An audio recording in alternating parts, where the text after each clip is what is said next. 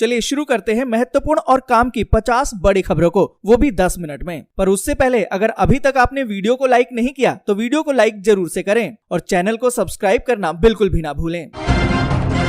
आज की पहली बड़ी खबर की यूपी विधानसभा चुनाव 5वें चरण की वोटिंग आज, जानिए कहां होंगे मतदान। आपको बता दें कि उत्तर प्रदेश विधानसभा चुनाव के 5वें चरण में 61 निर्वाचन क्षेत्रों में आज वोटिंग होनी है। ये सभी क्षेत्र मुख्य रूप से राज्य के पूर्वी क्षेत्र को कवर करते हैं। 12 जिलों के 61 विधानसभा सीटों में से ये मुख्य निर्वाचन क्षेत्रों में अमेठी, रायबरेली, सुल्तानपुर, चित्रकूट, प्रतापगढ़, प्रयागराज, अयोध्या और गोंडा शामिल है। आपको बता दें कि 5वें चरण के चुनाव के लिए 692 उम्मीदवार मैदान में हैं। चुनाव मैदान में प्रमुख नेताओं में यूपी के उप मुख्यमंत्री केशव प्रसाद मौर्य, जो सिराथू विधानसभा क्षेत्र से चुनाव लड़ रहे हैं। रामपुर खास से कांग्रेस विधायक दल की नेता आराधना मिश्रा, कुंडा सीट से निर्दलीय विधायक रघुराज प्रताप सिंह उर्फ राजा भैया भी शामिल हैं। और इसी के साथ दोस्तों अगली बड़ी खबर की बिहार के सीएम नीतीश कुमार का बड़ा बयान, कहा कि मुझे भी लग रहा था कि कहीं सरकार न गिर जाए। दोस्तों यहाँ पर आपको बता दें कि समाज सुधार अभियान के तहत शनिवार को बेगूसराय पहुंचे मुख्यमंत्री नीतीश कुमार ने पूरी तरह से शराबबंदी को लेकर फिर अपना संकल्प दोहराया है।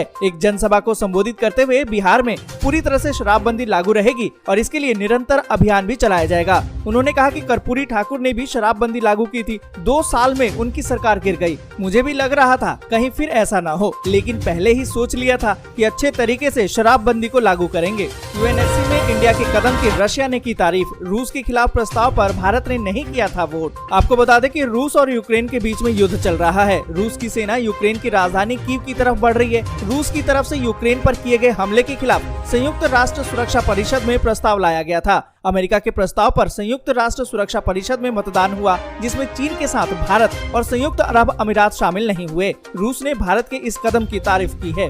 आपको बता दें कि यूक्रेन मसले को लेकर जिस तरीके से भारत ने निष्पक्ष और संतुलित रुख दिखाया है, रूस ने उसकी तारीफ की है। रूस की तरफ से कहा गया है कि हम यूक्रेन मसले को लेकर भारत के साथ लगातार संपर्क में रहने के लिए प्रतिबद्ध हैं। और इसी के साथ दोस्तों अगली बड़ी खबर की मुझे दंगेश कहते हैं सीएम, खुद देखें, अखिलेश ने साधा योगी पर निशाना। आपको बता दें कि यूपी में चुनाव प्रचार का दौर जारी है। ऐसे में शनिवार को समाजवादी पार्टी के मुखिया अखिलेश यादव ने भाजपा पर निशाना साधा। उन्होंने कहा कि भाजपा ने व्यापारियों और युवाओं को बर्बाद कर दिया है। साथ ही उन्होंने आरोप लगाया कि भाजपा के लोग गरीबों के हाथ से पैसा लेकर अपनी तिजोरी भर रहे हैं। साथ ही कहा कि बाबा बाढ़ से परेशान है, लेकिन सांड से नहीं। इस दौरान अखिलेश यादव ने कहा कि बीजेपी जितनी झूठ बोलने वाली पार्टी है, अब तक उसको नहीं देखा है। इस पार्टी में छोटा नेता छोटा झूठ बोलता है और बड़ा नेता बड़ा झूठ बोलता है। साथ ही उन्होंने कहा कि बाबा जी मुझे दंगेश कह रहे हैं, लेकिन वो आईने में खुद को देखें कि वो दंगेश हैं या हम। और इसी के साथ दोस्तों अगली बड़ी खबर की क्या रूस और यूक्रेन संकट के समाधान में अहम भूमिका निभा सकते हैं पीएम मोदी।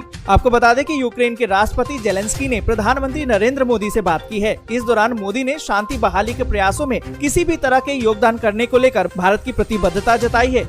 आपको बता दें कि प्रधानमंत्री कार्यालय यानी कि पीएमओ की तरफ से जारी बयान के मुताबिक पीएम मोदी ने वहां जारी संघर्ष की वजह से जान और माल को हुए नुकसान पर गहरी पीड़ा को व्यक्त किया है। उन्होंने भारतीय नागरिकों को जल्दी से जल्दी सुरक्षित निकालने के लिए यूक्रेन के अधिकारियों से उपयुक्त कदम उठाने का भी अनुरोध किया। आपको बता दें कि प्रधानमंत्री मोदी ने तत्काल हिंसा को समाप्त करने और वार्ता की तरफ लौटने के अपने आह्वान को दोहराया है। साथ ही वहाँ शांति बहाली के प्रयासों में से किसी भी प्रकार का योगदान देने की पेशकश की है।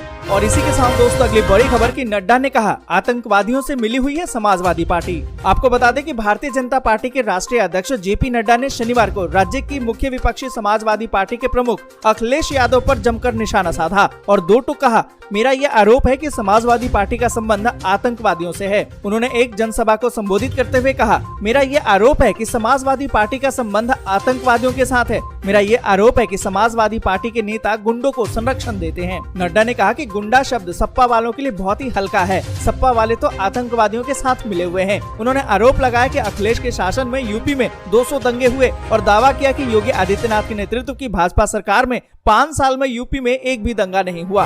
और इसी के साथ दोस्तों अगली बड़ी खबर की योगी आदित्यनाथ का कटाक्ष, कहा कि सपा के नेता इंग्लैंड ऑस्ट्रेलिया का बुक करा रहे हैं टिकट। आपको बता दें कि उत्तर प्रदेश के मुख्यमंत्री योगी आदित्यनाथ ने कहा है कि मौजूदा विधानसभा चुनाव के परिणाम को भांपकर अब समाजवादी पार्टी के नेता कोई इंग्लैंड तो कोई ऑस्ट्रेलिया का टिकट बुक करवा रहा है। जिनकी क्षमता नहीं है वे दूसरे राज्यों का टिकट बुक करवा रहे हैं। आपको बता दें कि उन्होंने एक चुनावी सभा को संबोधित करते हुए कहा कि सपा और बसपा की सरकारें विकास और कामकाज के मामले में भारतीय जनता पार्टी की सरकार से मुकाबला मुकाबला नहीं कर पाएंगी। 10 मार्च के बाद माफिया तत्वों के विरोध में कार्रवाई अब तेज कर दी जाएगी। और इसी के साथ दोस्तों अगली बड़ी खबर की हेल्थ वेबिनार में बोले PM Narendra Modi, one India one health से पूरे देश में मिलेगी एक जैसी स्वास्थ्य सेवाएं। आपको बता दें कि प्रधानमंत्री नरेंद्र मोदी ने आम बजट 2022 में स्वास्थ्य क्षेत्र के लिए किए गए प्रावधानों पर आयोजित एक वेबिनार को संबोधित किया। इस दौरान पीएम नरेंद्र मोदी ने कहा कि कोरोना टीकाकरण के लिए जो डिजिटल प्लेटफॉर्म कोविन बनाया गया था, उसके माध्यम से हमारी डिजिटल तकनीक का लोहा पूरी दुनिया ने माना है। आयुष्मान भारत डिजिटल मिशन से ही इससे देश में उपचार पाना और देना दोनों ही बहुत ही आसान हो गए हैं। और इतना ही नहीं, ये भारत के क्वालिटी और अफोर्डेबल हेल्थ केयर सिस्टम की ग्लोबल एक्सेस को भी आसान बनाएगा। साथ ही आपको बता दें कि कार्यक्रम को संबोधित करते हुए पीएम नरेंद्र मोदी ने कहा कि सबसे पहले तो आप सभी को दुनिया के सबसे बड़े वैक्सीनेशन मिशन को सफलतापूर्वक चलाने के लिए 130 करोड़ देशवासियों की तरफ से मैं बहुत बहुत बधाई देता हूं। उन्होंने कहा कि स्वच्छ भारत मिशन हो, फिट इंडिया हो या फिर पोषण मिशन हो, मिशन इंद्रधनुष हो, आयुष्मान भारत हो या फिर जल जीवन मिशन हो, ऐसे सभी मिशन को हमें ज्यादा से ज्यादा लोगों तक लेकर जाना है। और इसी के साथ दोस्तों अगली बड़ी खबर की सपा और भाजपा समर्थकों के बीच में हिंसक झड़प, 9 गिरफ्तार, 15 लोगों पर मुकदमा। आपको बता दें कि यूपी में आज 5वें चरण का मतदान है और राज्य में माहौल गर्माता जा रहा है। बहराइच जिले के मटेरा विधानसभा क्षेत्र में एक ढाबे पर सपा और भाजपा समर्थकों के बीच में हिंसक झड़प हो गई है। पुलिस ने दोनों पक्षों के 11 नामजद और 10 से 15 अन्य के खिलाफ मुकदमा दर्ज करके 9 लोगों को गिरफ्तार कर लिया है। और इसी के साथ दोस्तों अगली बड़ी खबर की गुजरात में पार्टी नेताओं से बोले राहुल गांधी, कांग्रेस में कौरवों की सूची बनाएं जो एसी दफ्तरों में बैठकर दूसरों को परेशान करते हैं। आपको बता दें कि कांग्रेस नेता राहुल गांधी ने शनिवार को गुजरात में अपनी पार्टी के नेताओं से पार्टी में कौरवों की एक सूची तैयार करने को कहा है, जो सिर्फ अपने एसी कार्यालयों में बैठते हैं, बात करने और दूसरों को परेशान करने के अलावा कुछ नहीं करते हैं। ऐसे लोग अंततः भाजपा में शामिल हो जाते हैं। राहुल गांधी ने केंद्रीय एजेंसियों के इस्तेमाल को लेकर मोदी सरकार पर निशाना साधते हुए कहा उनके पास सीबीआई, ईडी, मीडिया, पुलिस और गुंडे हैं और कहा कि आखिरकार ये सच है जो मायने रखता है। और इसी के साथ दोस्तों अगली बड़ी खबर की पोलैंड समेत कई देश कर रहे हैं यूक्रेन को हथियार सप्लाई। भारत में पोलैंड के राजदूत ने कही ये बड़ी बात। आपको बता दें कि रूस की सेना यूक्रेन पर लगातार हमला करते जा रही है। खबरों की माने तो जल्द ही कीव पर कब्जा कर सकती है। रूस यूक्रेन पर चौतरफा हमला कर रहा है, जिस वजह से यूक्रेन की सेना पीछे हटने को मजबूर हो गई है। अमेरिका ने यूक्रेनी राष्ट्रपति जेलेंस्की को देश छोड़ने का प्रस्ताव दिया है, लेकिन उन्होंने इसको ठुकरा दिया है। वहीं यूक्रेन पर मंडराते खतरे के बीच भारत में पोलैंड के राजदूत ने एक बार फिर से बड़ा बयान दिया है। उन्होंने कहा है कि पोलैंड और यूरोपीय संघ के अन्य देश रूस द्वारा यूक्रेन पर हमले की निंदा करते हैं। उन्होंने कहा कि पोलैंड और कुछ अन्य देश यूक्रेन को हथियारों की आपूर्ति कर रहे हैं।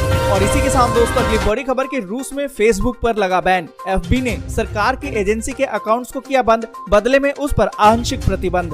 आपको बता दें कि रूस ने फेसबुक पर आंशिक प्रतिबंध लगाने का ऐलान कर दिया है। इसकी वजह से सोशल मीडिया कंपनी का यूक्रेन पर किए गए हमले के बाद रूसी सरकार को सपोर्ट करने वाले कई अकाउंट्स की पहुंच को सीमित करके बताया गया है। आपको बता दें कि खबर के मुताबिक अकाउंट्स पर बैन लगाते हुए उनके कंटेंट को अविश्वसनीय बताया गया और फेसबुक पर ऑडियंस को कम करने के लिए सर्च रिजल्ट पर भी टेक्निकल बैन लगा दिया गया है। दोस्तों आज के लिए बस यहीं तक। जय हिंद, जय भारत।